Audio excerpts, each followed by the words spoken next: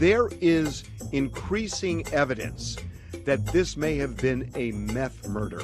We went to the place where Nick Reiner was arrested. What can you find out here? You can get meth, you can get whatever you like for, bro. Have you ever seen this guy, Rob Reiner's son? He does look familiar. He looks familiar? I got nightmares in my head, I fear. Thoughts build up until I can't feel. My mind fills up into a creature, and it haunts me somewhere much deeper. I got nightmares in my head, I fear. The meth rage theory. Let me ask you a question. If you're on a plane and a drunk passenger starts becoming aggressive and unruly, whose fault is it? Is it the alcohol's fault? Is it the underlying disorder or mental instability that caused the person to drink in the first place?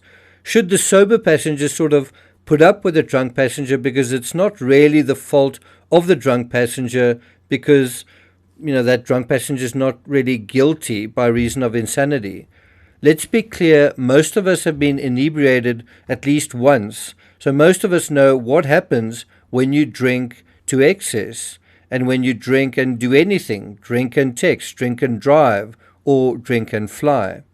Drugs are no different, except the stakes are a lot higher, because the high and the disordered behavior is so much more, disorderly. Now, it's interesting that TMZ, which have been bleating about not guilty by reason of insanity for the past couple of weeks, and schizophrenia did it, and a change of medication did it, now seem to be circling back to half-rational thinking.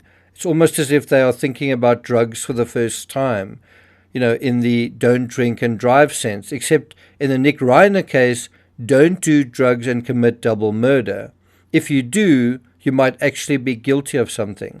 But before we get to the rest of this analysis, if you haven't subscribed to the channel, please do. I just want to draw your attention to a book review I got the other day, the 165th Christmas Star, one of the very last books that I wrote. Thanks very much, Melina Hansen, for that. This book is a must-read for any true crime fan or anyone interested in this case. Nick tells a very compelling story with details and information I've seen nowhere else, worth every penny. So if you're interested in the Ramsey case, I'll put a link in the description. I also want to still deal with an analysis I did some time ago on 20 photos, so look out for that. If you're finding this analysis worthwhile, please do hit the thanks button and let's get started. Now, according to TMZ, Nick Reiner's murderous rampage that resulted in the horrific death of his parents may have been fueled by more than mental illness. Meth may have played a big factor. You think? Back to TMZ, we sent a camera to Exposition Park near downtown LA, where Nick was arrested, to ask people about the drug culture in the area and whether they ever saw Nick there. One of the people we spoke with featured on the most recent episode of the Two Angry Men podcast. You saw him right at the beginning. He said flatly, Exposition Park is a drug den where users can get anything they want, including meth. He also said Nick looked familiar. Now, think about those words. Exposition Park, where Nick was arrested. What was Nick doing at Exposition Park? And it's a well-known drug den. So is it a coincidence? I don't think it's a coincidence that on the first day out of the guest house, essentially a kind of confinement, perhaps even an involuntary confinement, Nick Reiner is actually caught right outside or at proximity to a well-known drugs market, perhaps the closest drugs market to Brentwood. I wouldn't know, but I imagine. Now, think about it. In the Chris Watts and Scott Peterson cases, and make no mistake, both those cases were about addiction as well. Addiction to a mistress in those cases. Who was the first person they sort of gravitated to after the murders? Well, their mistresses. They had to do it by phone because, of course, the media and the cops were watching them.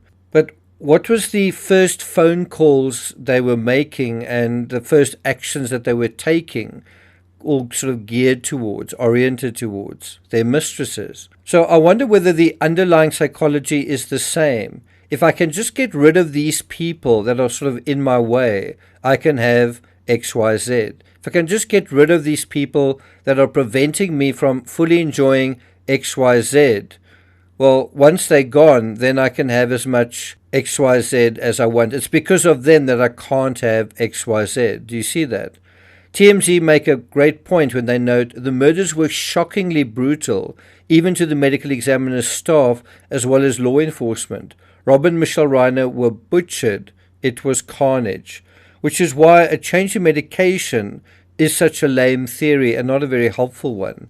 Also, Nick Reiner's had this mental illness for years, so why now? And although change in medication may be a factor, I doubt it was the driving force. I doubt it's the nuts and bolts of what we're talking about here in terms of the psychology. Back to TMZ, Harvey and Mark Garagos. Remember, Mark defended Scott Peterson unsuccessfully. They go through the markings of a meth murder with the help of Dr. Drew, who has been saying from the start that this brutality signals that Nick was on a drug like meth. Meth is a drug that is sort of a classic, in that withdrawal can lead to serious violence. Cocaine withdrawal can lead to impulsive violence. And I suspect the cops know something we don't. It would make sense, given where Nick was and given who Nick was when he was arrested, to do a drug test ASAP, and that would involve a blood test. What are the chances coke and meth were found in his system? And where did Nick go in those missing 4 hours after he was seen walking the streets of Brentwood in dark clothes, a dark cap, and a dark backpack? Just have a look at how obvious and how clear the link is between meth and aggression. Look at this from the National Institute of Health. Violence perpetrated by women who use meth. Meth is widely recognized as being associated with violence and aggression, and this association is found among women and men. Don't blame amygdala for meth users' aggression. Meth is a powerfully addictive drug that can cause aggression and violent behavior, and so on and so on. According to TMZ, Garagos said that he has recon from the jail where Nick is being housed. He's almost childlike and doesn't have a clue why he's there. That could be true, or it could be an act. If he doesn't know why he's there, does he know why he's in court? Does he know why he has a lawyer? When asked questions by the judge, why doesn't he say, "Excuse me, why am I here?" And surely if he doesn't know why he is where he is, someone could tell him, and then he would know. Haven't Jake and Romy told him?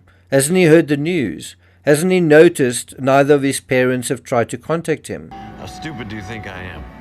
According to TMZ broke the story that Nick had been stable on a drug cocktail for his schizoaffective disorder until a month before the murders, when he complained to doctors the meds had made him gain weight. The doctors changed his meds and he spiraled out of control. That's basically their narrative. Now, as a rule, I don't cover cases that involve drug addicts just because they're as banal and predictable as the addicts at the center of them. There's just a tawdry selfishness that I'm really not interested. There's actually nothing interesting to me about the psychology of a drug addict. It's all a pathetic sob story, a pathetic and predictable boo-hoo-hoo. But I guess I have occasionally gotten lured into telling true crime stories that involve drug users, such as the murder of Meredith Kircher and the disappearance of Jay Slater and also Alex Murdaugh and now Nick Reiner. But invariably you hear the same protests, that alcohol and cannabis are harmless and are actually sedatives, and that no one in the history of the world has committed a crime while on cannabis. And so that can't or doesn't cause violence. Actually, that's wrong. And I can understand why people defend it because they're using it. Drugs that enhance mood cause mood instability, and anyone who can't settle their mood without drugs has a problem. Take those drugs away, take the crutch away, and you're probably going to have a moody, irritable individual on your hands, and the extent to which they use that as a crutch is going to be proportional to just how irritable this person is going to be. Like your airline passenger who's suddenly surrounded by people at close quarters doesn't know how to behave. So I have a question in this regard. Did Nick drink at all at Conan's party? If alcohol or cannabis are sedatives, cocaine or meth are stimulants. but the effect is the same, mood instability. In any event, I'm not going to take it further than that. Thank you for listening, and I'll see you guys next time.